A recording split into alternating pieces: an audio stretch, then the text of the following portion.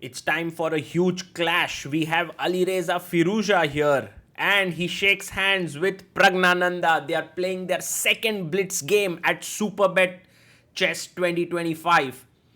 Pragg managed to win the first Blitz game, but in the Rapid, it was Alireza who had scored the win. So it's 1-1 now. Time for the third game and we are ready to go. The players are ready. The arbiter signals the start of the game, a handshake, and b3 by Pragg. Just trying for some fresh positions. Pawn to e5, knight comes out, e3, played by Pragg. Alireza pauses a bit, trying to think what line he should go for. Knight f6 is a good move. d5 is possible. Even a6, stopping bishop b5 is possible here. You can see Alireza taking his time. He's trying to figure out what is the best setup he would like to go for. He goes d5 and Pragg pins the knight, attacking the pawn on e5, and Alireza plays knight e7. Did he just blunder the pawn? Pragg pauses, takes the pawn, but a6. Now you must take the knight, and bishop g3. This is a pawn sack. This has been played before. Amazing preparation here by both players. Pragg knows it. Instead of retreating the bishop back to b2, by the way, in this position when queen g5 would have been quite strong, Pragg goes back to g3, and here h5, h4 has been played, and you can see Alireza taking his time. He's now a pawn down. He needs to be very careful because white actually has not made any huge compromises. Well, he did give up his bishop, but on the other hand, he's simply a pawn up. What is black's compensation here? Well, Alireza says, my pieces are much better placed, and just this pawn in the center, your knight cannot come out. If you take, I'll take. My knight will be again very well placed. So all of these points giving black some compensation, and in fact the engine assesses this position as 0.0. Wow! Knight e2 attacking the pawn on d4. But it is protected. You can just develop your pieces here. Maybe bishop d6, trading this bishop could be an idea.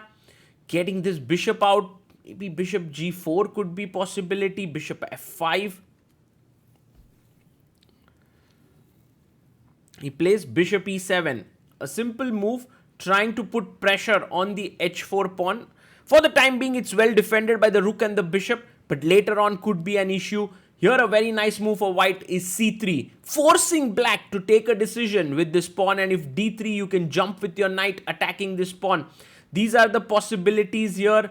Pragg taking his time at this moment because I think it's a critical one. He's maybe choosing between this move c3, maybe taking here on d4, taking it with the knight. Many possible options.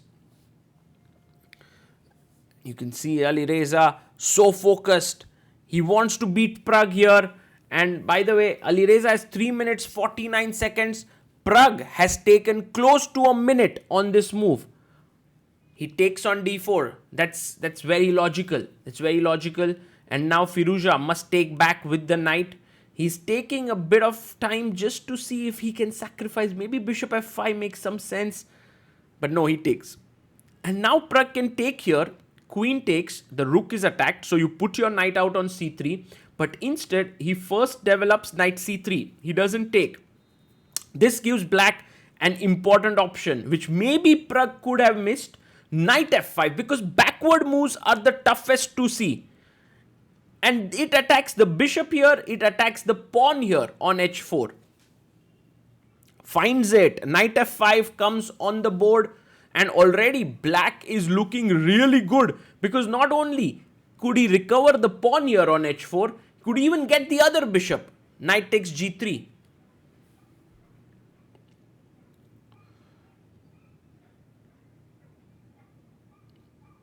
And Praggnanandhaa now in some trouble. He's trying to think what to do. Also, time-wise, he has to manage the clock well. Both players have equal time. He pushes his pawn to d4.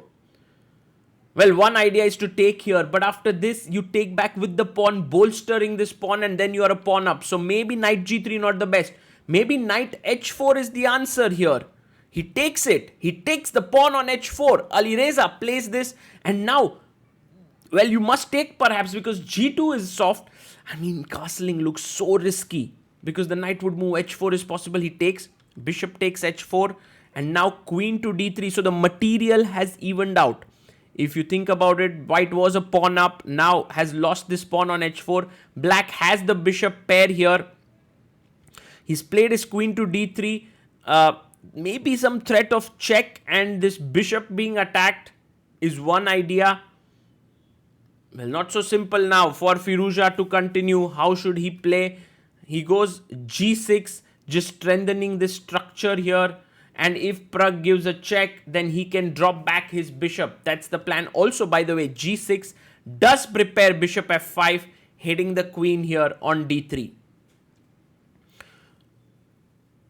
Very interesting battle here with lot of imbalances. In fact, 2 knights versus 2 bishops now. Look at Alireza there. Check. Comes back with his bishop. Pragg moves his knight forward. He's attacking this bishop here. And now as black, what do you do? Okay, one plan is to go bishop e6. But then I take, queen takes, and maybe just chop off this pawn. This is not something that you would like perhaps. So yes, this b7 pawn is under pressure. Okay, king f8. Maybe just coming out of the pin that he would save the bishop and then trade. And we go into this endgame. Don't know what it is. Should be around equal. These are few possibilities. By the way, knight f6 check could be a threat here. You could also go bishop f5, by the way, attacking the queen. And if he takes, again we reach a similar position here. So many options for Alireza, and he decides to go queen d6, which is interesting. I guess he was just protecting this square here. He's happy to go into an endgame after trades on e7. Pragg has to decide now how should he put pressure, because there is a pin here. There's no point in kind of dissolving it instantly, right? Like if bishop e6, you always have knight e7. So maybe this is the move for Pragg to improve his position. How can he do that? Okay, long castle definitely seems very, very risky in some ways because, you know, this a3 square is weak and so on. By the way, time needs to be taken care of. Alireza has 1 minute 59 seconds. Meanwhile, Pragg has gone below 2 minutes for sure now. He's been thinking for almost a minute on this move. And he's still not so sure about what to do. There are possibilities of pushing the pawn to c4. Maybe the knight coming to c3. Oh, Pragg getting a bit fidgety there. Taking the piece in his hand. And he's trying to calculate. Maybe there are also ideas of a rook lift, by the way. Not so silly, you know, just getting the rook up. Oh, you would have loved rook h3, but the bishop is sitting here and attacking it. So that's the problem there. c4 seems like a very logical move, and he plays it. He defends his knight here, keeps the pin intact.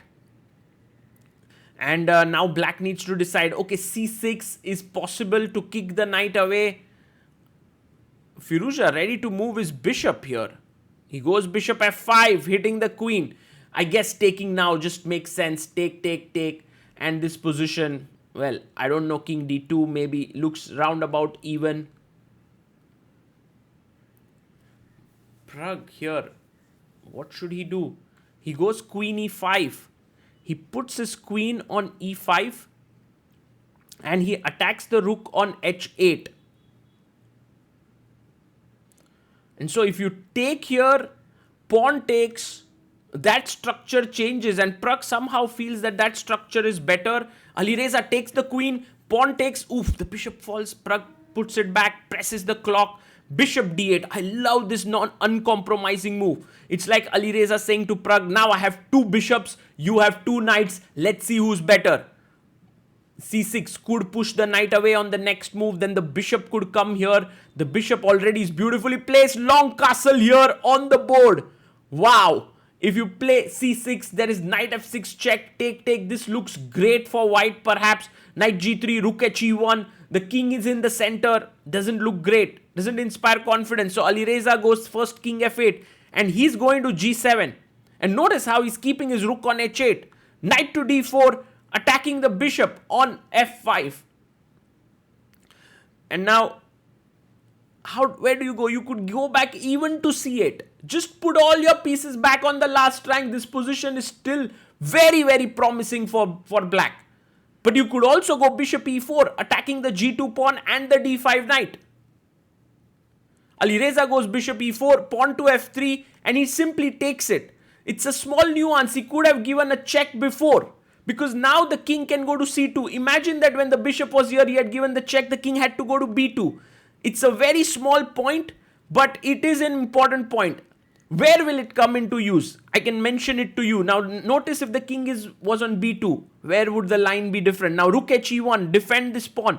Alireza is attacking the pawn on e5, and Praggnanandhaa gets his rook into the center of the board. Rook e8, attacking this pawn once again.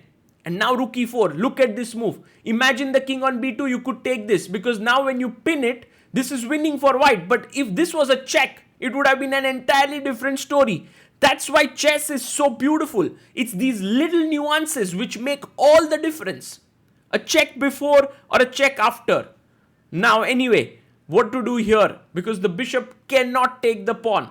So he goes g5. Notice the times on the clock. 28 seconds for Firouzja, 40 seconds for Praggnanandhaa. f4 bishop is now defended. Rook e5 becomes a real threat. He goes e6, pushes the pawn forward. If you take here, knight e6 would be very powerful. So maybe just king g7 getting out of the way. Yes, he plays king g7 here. And Praggnanandhaa, what does he do now? Rook doubling here. No, he goes, yes, he doubles the rook. Rook e1 played. Black does feel a little bit cramped. h4 should be a good move, but f6 allowing this protected passer cannot be good. Cannot be good. Now rook f4 is an amazing exchange sacrifice, getting your king here. Knight f5, king f4. Will Pragg play it? It's a very, very nice move. It's in fact a great positional sacrifice. But he goes g3. You can't take here because of knight f5 check. Bishop goes back. f4 pushed forward. He takes the knight. Rook takes d4. Now h4 is good. King g6. No, h4 was better. He goes king d3. Suddenly, white is just better. After king g6, this one move that he played, h4, chop. He chops the pawn on g5. Alireza chops it back. Pawn takes pawn. Rook takes. And now takes. Pawn takes. He goes king e4. Look at the white king. It's an amazing king. Black puts his rook behind the passed pawn here. But these pawns are super strong.